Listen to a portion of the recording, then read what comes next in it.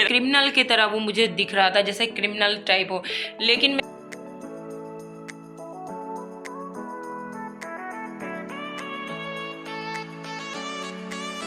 Hello अस्सलाम वालेकुम, कैसे हैं आप सब। मेहर की जहाँ में आपका स्वागत है। तो हम लोग बस निकल चुके हैं अब रोज़ैन को लेने, क्योंकि आपको पता है कि आज मुझे पासपोर्ट ऑफिस जाना है, मेरा वीज़ा एक्सटेंशन करवाने।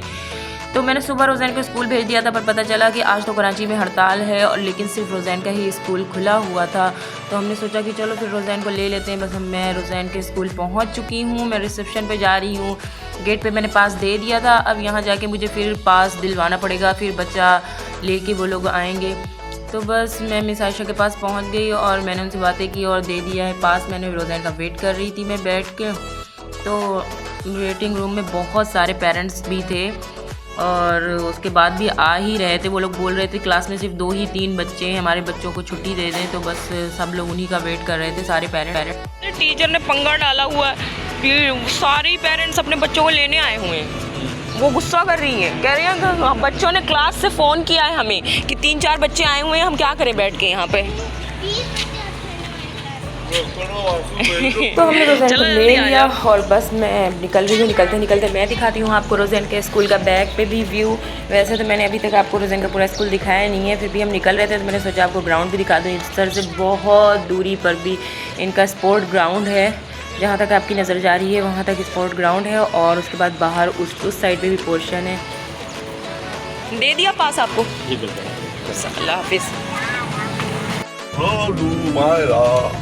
नाश्ते का टाइम हो गया। मायरा का मुंह बना हुआ है गाइस। Hello guys. तो हमेशा की तरह हम वहीं पहुंच गए डिफेंस, जहां हम हमेशा नाश्ता करते हैं, आप लोग जानते ही हैं। तो बस अब हम लोग ऊपर सीढ़ियों से जा रहे थे।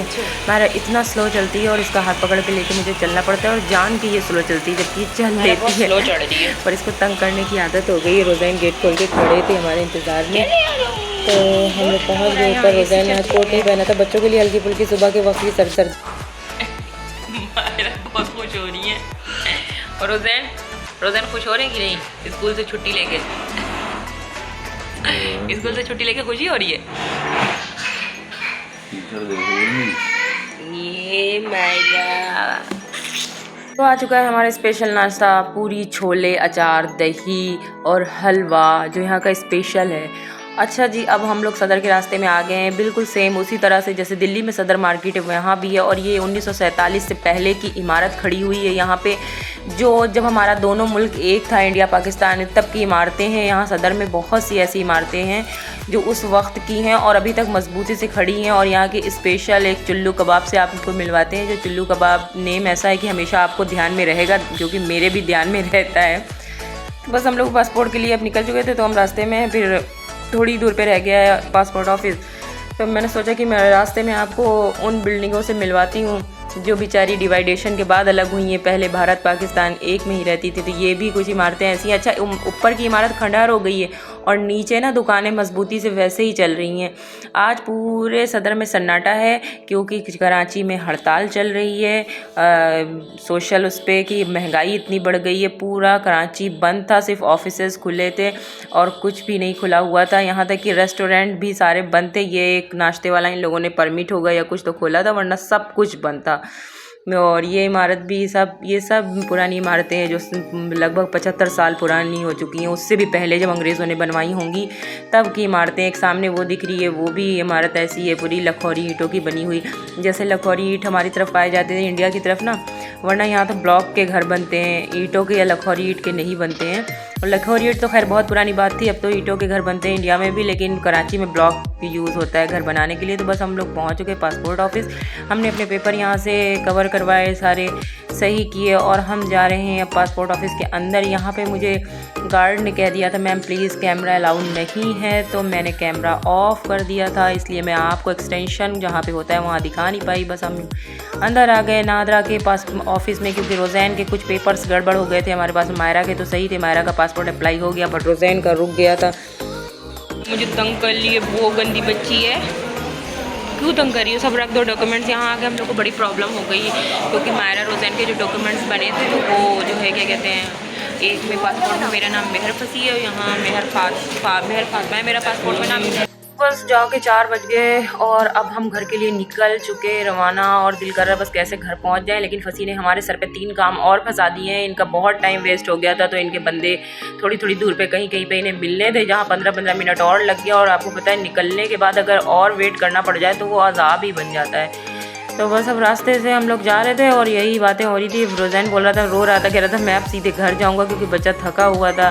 पर फसी बोल रहे थे नहीं, रुकते हुए हमें जाना है, हमें ज़रा इंडस्ट्रियल एरियाज़ में जाना था। ये बिल्डिंग देख रहे हैं आप, जैसे बिस्किट के डिब्बों की तरह बनी हुई बिल्डिंग दिखती है मुझे। वहाँ पे मैं आपको बता ही रही थी ऑफिस में बैठ गए, लेकिन वहाँ भी आगे गार्ड ने मुझे रोक दिया था, इसलिए मेरी बात आपसे अधूरी रह गई थी।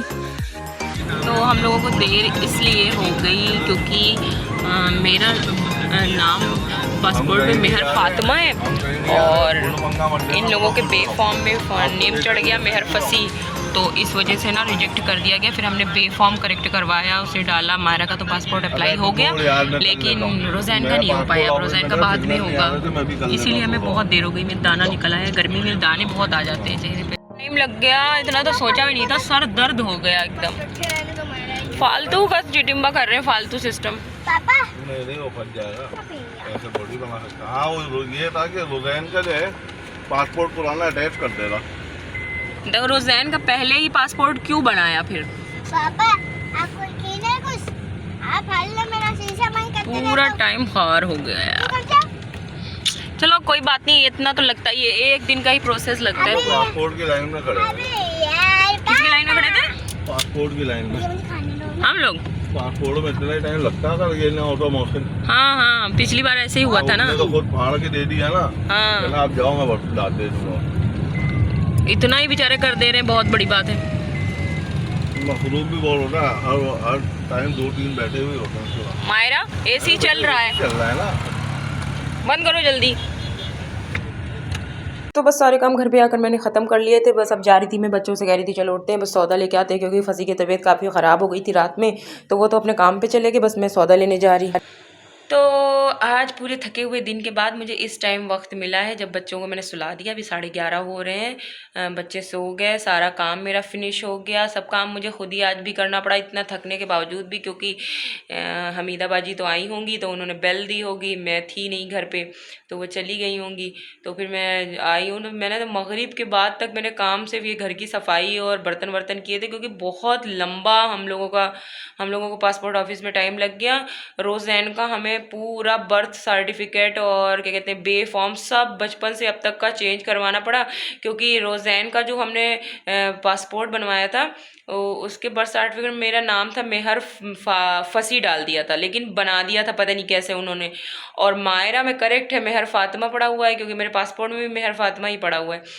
तो अब उन्होंने रोज़ैन का पासपोर्ट रिजेक्ट कर दिया कि नहीं, इसमें मदर का नेम 2 जगह पे चेंज हो गया है, तो बहुत लंबा टाइम लग गया। आपसे एक बात शेयर करूंगी, मैंने देखा एक ऐसा मौजज़ा अल्लाह का तुर्की में, कि बस देख के ना और सुन के आप लोगों को भी देख के इतनी हैरानगी होगी। आज तक आप लोगों ने माँ का प्यार सुना था, लेकिन आप एक ऐसा मौजज़ा तुर्की में हुआ है कि हैरान हो जाएंगे आप लोग।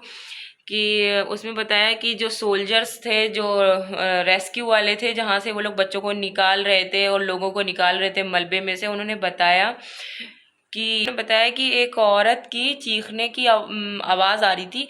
तो उन लोगों ने पलट के देखा तो एक बूढ़ी नहीं, मतलब कि 50 इयर्स के अंदर की एक औरत खड़ी थी। वो रो के कह रही थी कि मेरे 4 बच्चे दीवार के पीछे दबे हुए हैं, उन्हें निकाल लो, और चारों जिंदा हैं। तो वो लोग बड़े हैरान हुए, तो वो रो रही थी और सबसे अब मदद मांग रही थी कि चलो मेरे बच्चों को निकाल लो। वो रेस्क्यू वाले जो थे, उन लोगों ने मलबे हटाए, और वाकई में उस दीवार के पीछे 4 बच्चे थे जो दबे हुए थे। तो उन लोगों को जब इन लोगों ने बाहर निकाला तो कहने लगे कि तुम्हारी माँ जो है ना वहाँ पे खड़ी है, तुम लोगों का इंतज़ार कर रही है, उन्होंने ही हमें यहाँ पे तुम्हें आइडेंटिफाई करके भेजा था कि तुम लोग इधर दबे हुए हो। तो वो लोग कहने लगे कि हमारी माँ, तो उन लोगों ने कहा हाँ तुम्हारी माँ ज़िंदा है और बिल्कुल सही है, वहाँ खड़ी है। तो उन बच्चों ने बताया कि उनकी माँ 4 साल पहले ही दुनिया से ख़त्म हो चुकी थी, मर चुकी थी। और तो ऐसा मौजज़ा हुआ कि वो लोग हैरान रह गए, जो वहाँ के रेस्क्यू करने वाले भी थे। उन लोगों का ही मुँह ज़बानी ये बयान था कि एक मरी हुई माँ, उसकी रूह आई और अपने बच्चों को बचाने और बताने के लिए कि उसके 4 बच्चे दीवार के पीछे छुपे हुए, मतलब दबे हुए हैं। तो मेरे तो मतलब सुन के ही मेरी आंखों में आंसू आ गया था, देख के पूरा। वो बचपन में ना एक वो पढ़ती थी, जैसा गज़ल वज़ल के ऊपर लिख के नहीं आता था, बहुत सारी नॉवेल इंडिया में होती थी, महकता चल, हुमा, पता नहीं कौन कौन सी होती थी।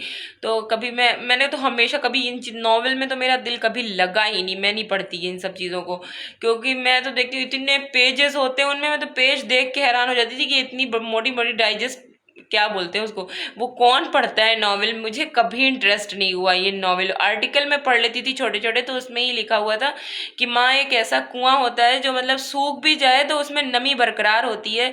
तो वो मिसाल उन्होंने इस चीज़ पे दी थी कि वो मर भी जाए तो कब्र में भी उसे बच्चों की फिक्र लगी होती है। तो सच्ची बात है ये, जो साबित हो गई अल्लाह की तरफ से भी कि इतना बड़ा मौजज़ा हुआ कि हैरानगी रही वहाँ के लोगों को भी कि एक मरी हुई माँ ने आके अपने बच्चों को बचाया। तो मैं आज आपसे एक बात ये भी कहना चाहूँगी कि मुझे बहुत अच्छा लगता है आप लोगों को का कमेंट करना। वो कमेंट मेरे पॉजिटिव वे में हो या नेगेटिव वे में हो, आई डोंट केयर, क्योंकि मुझे पता है कि सबका मिजाज एक तरह नहीं होता, लोग एक तरह नहीं सोचते हैं, कुछ उस चीज़ को नेगेटिविटी में ले जाते हैं, कुछ पॉजिटिविटी में ले जाते हैं। लेकिन मैं एक बात बताऊंगी, जो पॉजिटिव इंसान है ना, जो सही सही जवाब देते हैं, सही सही बातें लिखते हैं, वो कसम से बेहद पॉजिटिव बंदे होते हैं। वो अपने दिमाग में मुतमईन इंसान होते हैं, ज़िंदगी की उलझनों से, परेशानियों से काफ़ी दूर होते हैं। लेकिन कुछ नेगेटिव बंदे होते हैं, वो हर किसी में ना बुराइयां ही ढूंढते रहते हैं। खैर मैं किसी का नाम नहीं ले रही मैं, लेकिन मैं सिर्फ इतना कहना चाहूँगी कि मैंने अपनी ही इंडिया पाकिस्तान की जर्नी में आपको बताया था कि उस जर्नी में मुझे एक ऐसे बंदे के साथ सफ़र करना पड़ा, अपना तय करना पड़ा, जिसके साथ शायद देख के कोई भी लड़की डर जाए और वो कभी ज़िंदगी में उसके साथ सफ़र ना करे। और मैंने उस बंदे को देख के, तो मेरे भी दिल में उस बंदे को देख के ऐसे ही खौफ था कि एक क्रिमिनल की तरह वो मुझे दिख रहा था, जैसे क्रिमिनल टाइप हो। लेकिन मैं बताती हूँ वो 100 अच्छे बंदों पे भी भारी था। उसके अंदर इतनी अच्छाइयाँ थी, इतनी अच्छाई थी कि जो मैं सोच भी नहीं सकती थी। तो हम किसी को देख के जज नहीं कर सकते हैं कि वो अंदर से कैसा है, ठीक है। तो ये थोड़ी देर की बच्चों की एक्टिविटीज़ होती हैं, थोड़ी देर के लिए उनका ये होता है कि मम्मा मैं ये करूँ। आपको पता है वो एक ऐसा मेमोरी होती है ना जो कैमरे में कैद करने के लिए, कि वो बचपन से जब बड़े होंगे ना उसे देख के खुद हंसेंगे। और दूसरे ये कि जब ब्लॉग के ज़रिए इंसान जुड़ जाता है जनता से, आवाम से, तो फिर ये होता है ना कि अंदर खुद फीलिंग ऐसी आती है, कैमरा मेरे हाथ में, पर मुझे ऐसा लगता है आप सब मेरे साथ पीछे हैं जिस वक्त मैं इसे शूट करती होती हूँ। तो वो होता है कि ना कि अरे बच्चे ने ये काम अपनी मर्ज़ी से, पता है मैं इसे अपने सारे अपनों से शेयर करूँगी, क्योंकि आप लोग मेरी फैमिली हो, कि मैं सबसे शेयर करूँ, मैं यही बोलूँगी। खैर मैं किसी के अपना सबका ओपिनियन है, लेकिन मैं यही कहूँगी कि जितना आप पॉजिटिव सोचेंगे, जितना आप अच्छाइयों को तलाशेंगे, आप देखिएगा कि आप कितने खूबसूरत हो जाएंगे। और पता है चेहरे से अच्छा होना बड़ी अच्छी बात नहीं है कोई, कि आपका चेहरा अच्छा हो, आपका दिल अच्छा होना चाहिए, दिल खूबसूरत होना चाहिए। और आज के इसी व्लॉग के साथ आप मुझे इजाज़त दें, मैं जा रही हूँ अब सोने, क्योंकि मैं बहुत ज़्यादा थक चुकी हूँ। और आज के लिए इतना ही। अल्लाह हाफिज़। अल्लाह आप सब लोगों को बहुत बहुत बहुत खैर आफियत में रखे और मेरे लिए भी हमेशा दुआएं करते रहा करें। बाय बाय, अल्लाह हाफिज़।